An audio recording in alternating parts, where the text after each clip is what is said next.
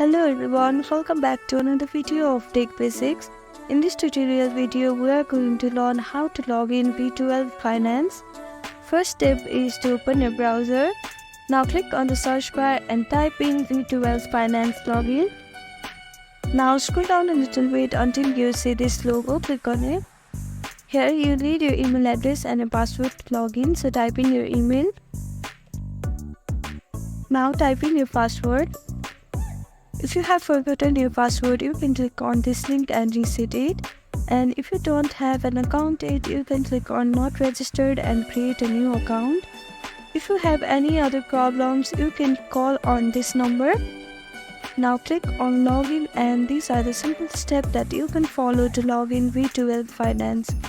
Thank you for watching this video. I hope this video was helpful to you. Please do like, share and subscribe to our channel, and don't forget to comment down below. Thank you.